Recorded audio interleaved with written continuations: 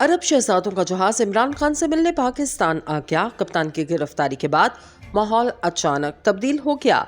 अरब ममालिक में हलचल मच गई। पाकिस्तान में जो कुछ हो रहा है इसकी गूंज अब अरब ममालिक में सुनाई दे रही है। जैसे पाकिस्तानी कौम उदास हुई और इसका रद्द अमल आया, ऐसे ही पूरी दुनिया में इमरान खान के हक में खड़ी हुई। लेकिन सबसे ज्यादा रद्द अमल अरब ममालिक से सामने आया। इमरान खान ने जो इस्लाम के लिए काम किया और जैसे इन्होंने उम्मत मुसलमा की आवाज को सारी दुनिया के सामने बुलंद किया, इसके बाद अरब ममालिक इमरान खान के दीवाने हो चुके। कप्तान को अरब ममालिक में इज्जत की निगाह से देखा जाता है, इसीलिए जो कुछ इमरान खान के साथ पाकिस्तान में किया गया, इसे अरब ममालिक को काफी मायूस किया। जिसके बाद इन्होंने पाकिस्तान में आकर इमरान खान से मुलाकात करने का फैसला लिया।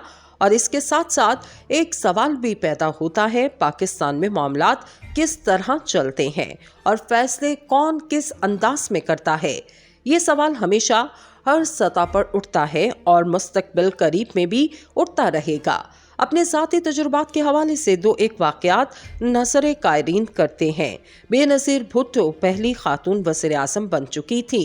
गुलाम इसाक खान सदर पाकिस्तान थे और जनरल असलम बेग बरी फौज के सरबरा। सेनेटर हुसैन बख्श बंगलाजी सेनेट की कायमा कमेटी के चेयरमैन थे। राकिम अल हरूफ में भी इस कमेटी का मेंबर था। रावलपिंडी जनरल हेडक्वार्टर में सेनेट कमेटी को जनरल असलम बेग ने ब्रीफिंग दी। ब्रीफिंग के बाद फौज के अफसरान और कमेटी के मेंबरान दोपहर के खाने के लिए दूसरे कमरे में जमा थे। मैं हाथ धोने के लिए वॉशरूम की तरफ चला गया। जब बाहर आया तो असलम बेग करीब ही बरामदे में तन्हा खड़े थे। देखते हुए बोले, चौधरी साहब, मैं आप ही का इंतजार कर रहा था, कुछ जरूरी बात करना थी। जी फरमाइए, असलम बेग ने कहा। बेनज़ीर भुट्टो कौमी सलामती के लिए खतरा बन चुकी हैं और अवाम में इनकी मकबूलियत भी नहीं रही।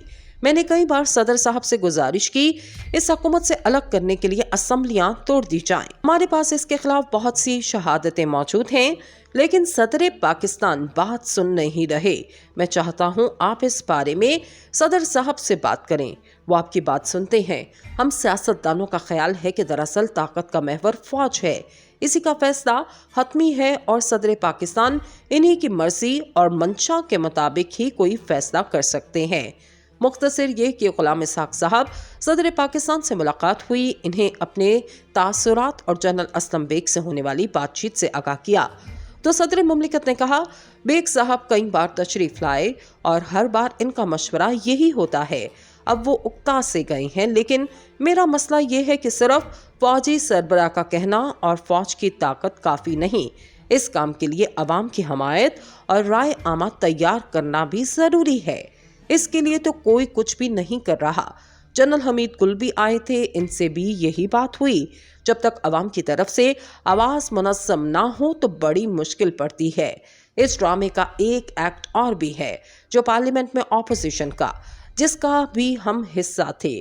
फ़खर इमान और आबिदा हुसैन के घर में हम लोग जमा थे, यही मौजू ज़ेरे बहस था और आबिदा हुसैन सदर पाकिस्तान पर खासी नाराज थी कि इनकी वजह से बेनज़ीर अब तक हुक्मरान थी, वरना कोई वजह नहीं कि अब तक इसे चलता ना कर दिया जाता। इसी दिन वो सदर मुमलिकत से मिलकर आई। सारा किस्सा बयान करने में बात लंबी हो जाएगी। अब दूसरा वाक़या अर्ज करता हूँ। अगरचे सदर मुमलिकत गुलाम इसहाक ही थे, मगर वो वज़ीर आज़म और फौज के सरबराह बदल चुके थे। नवाज शरीफ वज़ीर आज़म बन चुके थे और Asif Nawaz Janjua command in chief थे। बड़ी फौज के मरकजी दफ्तर के इसी हॉल में सेनेट की कायमा कमेटी दफा को ब्रीफिंग दी गई। ब्रीफिंग फौज के आसिफ नवाज साहब ने दी। ब्रीफिंग के बाद इस कमरे में हम लंच के लिए आए। राकिम अल हरूफ बाथरूम गया। जब बाथरूम में था तो महसूस किया कि बाहर कोई शख्स वॉश बेसिन के पास मौजूद है। हालांकि बहुत से बाथरूम थे, लेकिन वो इनमें नहीं गया। बाहर निकला तो हैरत की इंतहा न रही ये देखकर कि वो हमारे कमांडर इन चीफ थे। जनाब आसिफ नवाज मुझे देखते ही गोया हुए। जरूरी बात थी जो दूसरों के सामने करना मुनासिब नहीं था, इसलिए आपके पीछे आ गया। आपका वज़ीर आज़म नवाज शरीफ बिल्कुल नाकाबिले बर्दाश्त हो चुका, वो भी गलत राह पर निकल पड़ा। अफवाज पाकिस्तान के खिलाफ इसने बड़ी मुहिम शुरू कर रखी है। नज़ीर नाजी इस 5 रुकनी प्रोपेगेंडा मशीनरी का सरबराह है। गुलाम इसाक खान की मुद्दत सदारत के बाद इसने अपने वालिद मियां शरीफ को सदर पाकिस्तान मुंतखब करवाने का बंदोबस्त कर रखा है। फिर यही बहुत खतरनाक हो जाएगा। गुज़िश्ता दिनों हम यानी सदर और फौज का सरबरा टैक्सला गए। मैंने उन्हें एक फाइल दी जिसमें फौज के खिलाफ नवाज शरीफ की साजिश, तकसीम और वालिद को सदर बनाने का सारा मंसूबा इसमें मौजूद है। लेकिन सदर पाकिस्तान हमारे इसरार के बावजूद कोई अमली कदम नहीं उठा रहे। मैं जानता हूं आप इनके साथ गहरे ताल्लुकात हैं। आप इन्हें ये बात समझाएं, इनके असेंबली तोड़ने से मसला पुरअमन तौर पर हल हो जाएगा। अगर मुझे ये काम करना पड़ा तो इन गद्दारों का कॉलम नवीस और वुसरा समेत बहुत से बदकिरदार जान से जाएंगे। आप इनसे फौरन बात करें, हम जल्दी ही फिर मिलेंगे। हाँ, एक और बात, इनका मिलिट्री सेक्रेटरी अजायब खान नवाज शरीफ का आदमी है। आप भी इसी से मोहतात रहें। कर्नल अजायब के बारे सदर पाकिस्तान के सेक्रेटरी फजल रहमान मुझे पहले ही खबरदार कर चुके थे।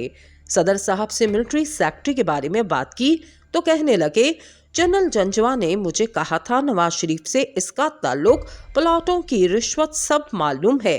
मैंने जंजवा से कहा, इन्होंने अंग्रेजी का एक मुहावरा दोहराया जिसका मफहूम था, वो शैतान हमारे लिए बेहतर है जिसको हम जानते हैं कि वो शैतान है, इसके मुकाबले में जिसको हम नहीं जानते।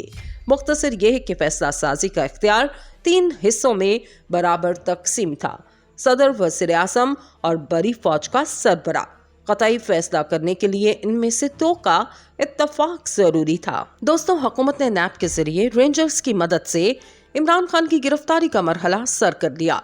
हुक्मरान इत्तेहाद की दरीना ख्वाहिश पूरी हुई कि जिस तरह इमरान खान के दौर में मियां नवाज शरीफ, मरियम नवाज, आसिफ जरदारी, परियाल तालपुर और दीगर सियासी कायदीन करप्शन के इल्जाम में पकड़े गए, एहतसाब अदालत की पेशियां भुगती और सजा याब हुए, इमरान खान भी मकाफात अमल का शिकार हों। अलकादर यूनिवर्सिटी ट्रस्ट केस में कितनी जान है, अदालती तहकीकात के बाद पता चलेगा। वैसे भी ये बात की बात है। सामने की बात यह है कि इमरान खान नैब की तहवील में है। जो तफ्तीशी ऑफिसर शरीफ खानदान और जरदारी खानदान के अफराद से तहकीकात किया करते थे, वो अब इमरान खान से पूछगछ करेंगे और इमरान खान को अपने अलावा अपनी अहलिया बुशरा बेगम, जिन्हें मौसूफ अपना मुर्शद करार दे चुके मलिक रियाज ऑफ बहरिया टाउन और बैरिस्टर शहजाद अकबर पर आयद इल्जामात का जवाब देंगे। इमरान खान की गिरफ्तारी के बाद मुल्क में जो हुआ, जज्बा इंतकाम से सरशार हुक्मरान अशराफिया को इसका अंदाजा था या नहीं, वसूख से कुछ कहना मुश्किल है। परवाह मगर किसी को नहीं होती तो ये काम सलीके से किया जाता और पेश की हिफाजती इंतजामात पर भी तवज्जो दी जाती।